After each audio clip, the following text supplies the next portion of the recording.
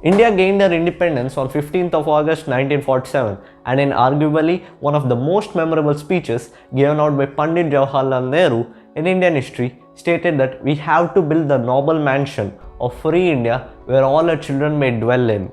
Beckoning the prosperity, not just him, all our past leaders hoped that India would emerge as a force to not reckon with, and it did. Yet one hill remains unconquered, that is accomplishing the status of a superpower. So in today's video, let us try to answer the question, can India ever become a superpower? If yes, how? So why the delay? Let's begin the elucidation.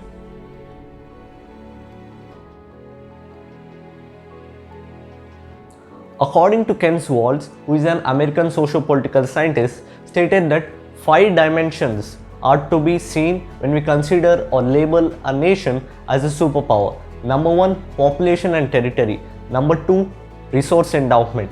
Number 3, economic capability. Number 4, political stability. Number 5, military strength. And I would also like to add another factor, another dimension from my side, that would be cultural hegemony.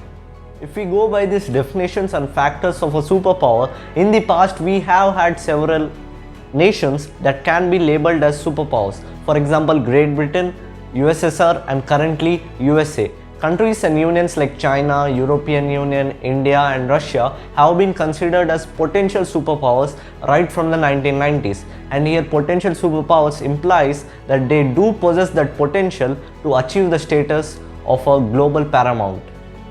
India has a long path ahead of itself before it joins the biggest, tallest and highest of its leagues.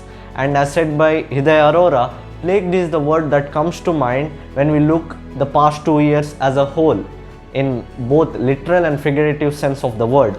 India has started going in the right direction, but it still has to go a long way off. If we look at the various indexes that India has ranked in recent times, we may get an idea. In recent years, India has made developments, for example in ease of doing business at an exponential rate. And we have also brought up SCGs, JMs, FDIs, etc. And our IT sector has also been developing at a sizable rate. Its large young workforce is what separates our country, India, from the rest of the countries. But if we have to really corroborate what Clade V. Prestovich Jr. deduced, the 21st century is India's century, we have to break our limitations and surpass them as a whole in all spheres. It is being conveyed by IHS Markit that India's economy will grow from 2.7 trillion in 2020 to a whooping 8.4 trillion in 2030.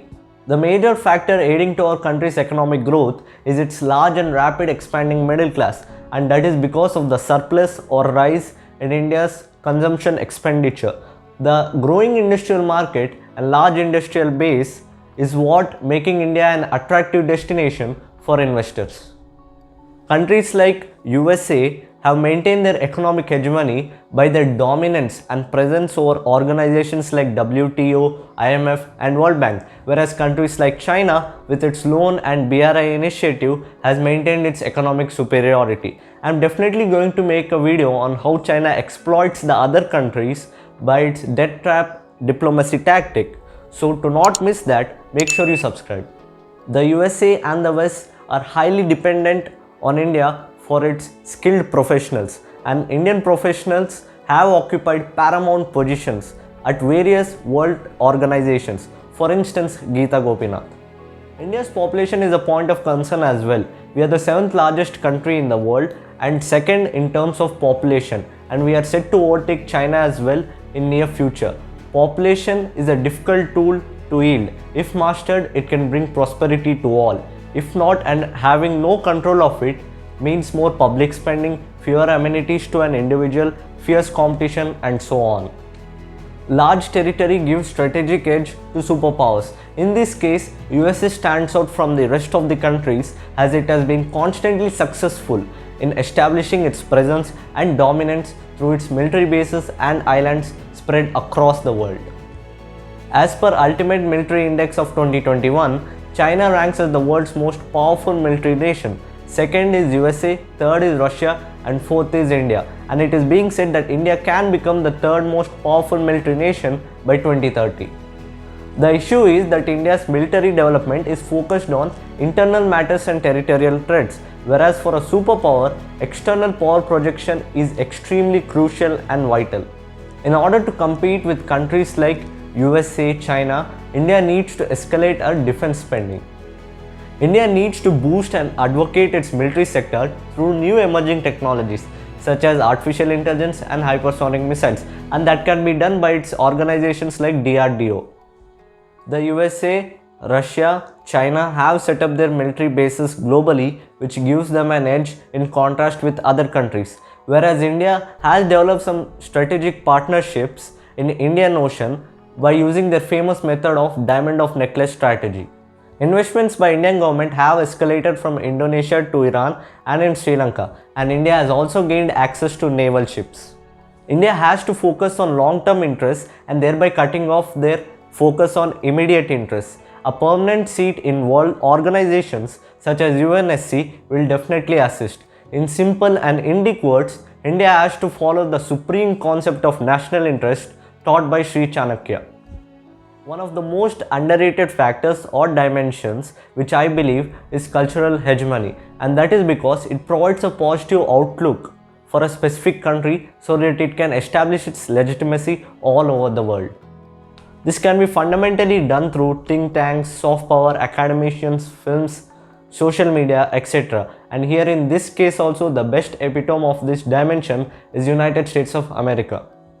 India has had traits and characteristics of a historical civilization which range throughout the world and date back to thousands of years ago. India has largest number of NRIs and people of Indian origin who have been successful in migrating not just to US and Europe but from Fiji in Pacific to South America.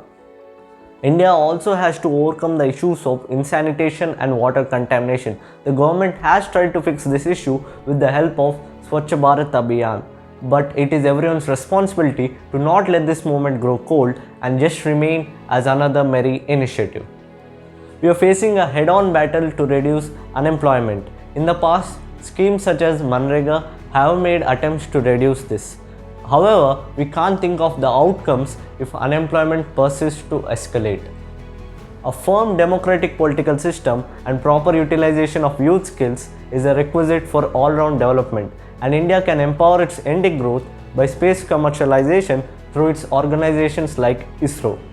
Shri APJ Abdul Kalam Sir, our former president, proclaimed in 1998 that India will emerge as a superpower by 2020, and now the year is 2022, and we still rank in the lower 20 to 30 countries in various indexes that are adequate for a country's integral development. The only way to generate India as a superpower, which once it was thousands of years ago, is by paying proper attention to the loopholes in our country and not by evading them, empowering youth and keeping aside our political differences as said by Atal Bihari Vajpayee sir, and also by starting to unite people all over the country through the inclusive ideology which our past icons like Swami Vivekananda, Netaji Subhash Chandra Bose, Bhagat Singh emphasized on.